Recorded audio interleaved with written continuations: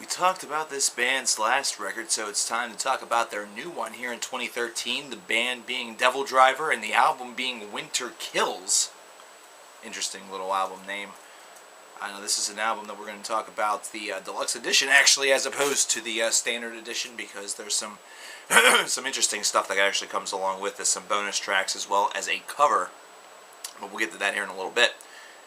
Now, DevilDriver has not necessarily been they're not a new band by any stretch of the imagination. They've been going at it now for quite a number of albums, and as we're continuing through their career, we're starting to see a little bit of a similarity to a lot of the work in which they've really kind of performed. It doesn't exactly matter which record label that they have been with. They have not been the type that have been willing to really change their sound up all that much, though they have made some minor alterations to it in order to further themselves a little bit more here and there. Now, with Winter Kills, the very first thing that I noticed whenever I listen to this is the fact that it has some pretty decent musical value. It's definitely one where the riffs are strong.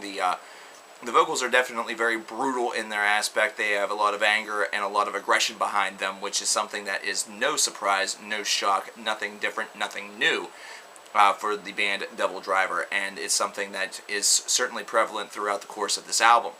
The one thing that I will note as I listen to this is that this is not something that's really catching the world on fire. It's not something that's necessarily doing anything that's altogether different than what we've heard from a number of other bands. In fact, if anything, it's descending a little bit further into what other bands may do a little bit better than DevilDriver.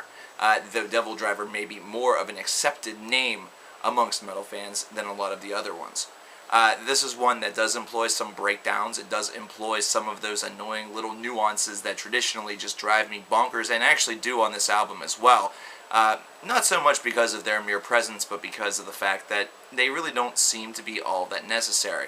They're able to really spot their very aggressive message, their very their very angry message in a very easy fashion, but at the same time these breakdowns just seem more so apropos for the live show, for everybody to kind of get involved a little bit, which, if that's the case, then I suppose you can give them a passing grade on that. However, it just doesn't show that much in the way of creativity.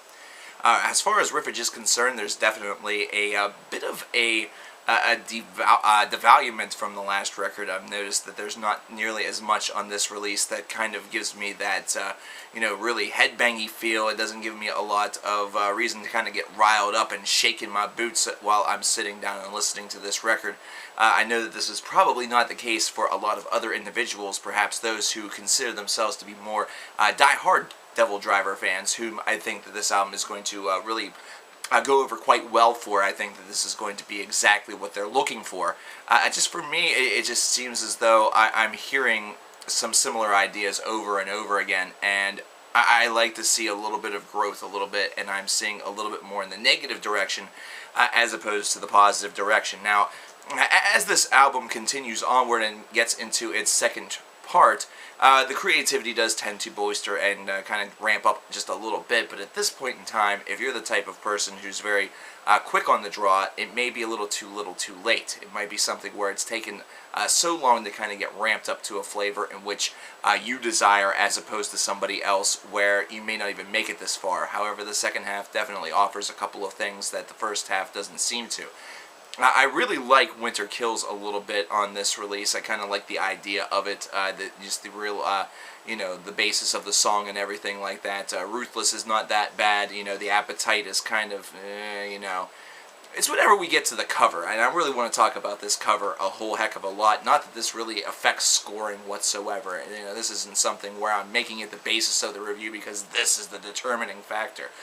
Just because for a band like DevilDriver, they took kind of a punk goes pop approach with this, not in the fact that they did it terribly, but instead they picked the song and chose a song that's outside of their element and decided to cover it.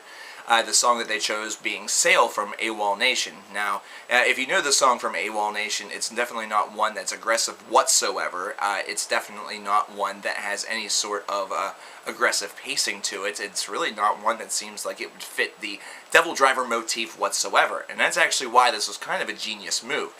They were able to really make a song that sounds kind of non-threatening and turn it into a song that definitely has a little bit of chutzpah behind it, some balls, some gonads. And the original is actually a pretty awesome song. I kind of dig it. I know whenever they first came out a couple years ago, I wasn't thrilled with it, but it's one of those songs that sort of leeches on you and leeches your blood until eventually you kind of turn around and decide that you like it. Yeah, it took a little while for me for this song, but I kind of dig it, and I dig this cover as well. I think DevilDriver did an exceptionally good job and in taking a song such as this variety and really just ramping it up, and at the same time not feeling as though they needed to put their stamp on it so much where it sounds like it's an entirely different song, or not following the script so closely that it almost sounds as though they just decided to use the same sonoscape but add different vocals. The bonus tracks really don't offer much else aside from the same formula that you're hearing principally on the album.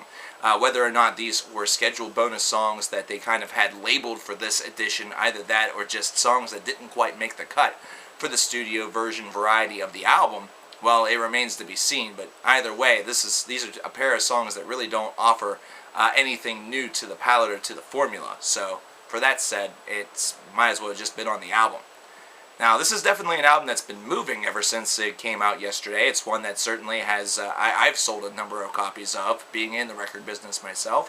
And I feel that DevilDriver fans, people who are going out there and know that this album has been released and have listened to their work and have been pleased with their work before, will continue to be pleased with their work with this album. However, for me, I'm just seeing this as an average release. I'm not seeing it as anything all of that special. In fact, I'm seeing it as a little bit of a de-evolution from their last release. But with that said, I still have to give this a 7 out of 10. I definitely feel that DevilDriver fans will be pleased. However, I feel those that perhaps are a little bit new to this thing may listen to this and maybe find a little bit more gusto or a little bit more of something pleasing to them somewhere else. It really just is going to fiercely depend on the consumer in this situation. But hey, what did you guys think of this album? Did you like it? Were you one of those fans who were pleased with it? Or were you one of those fans that just kind of thought it sucked? Let me know in the comments. I'll talk to you guys later.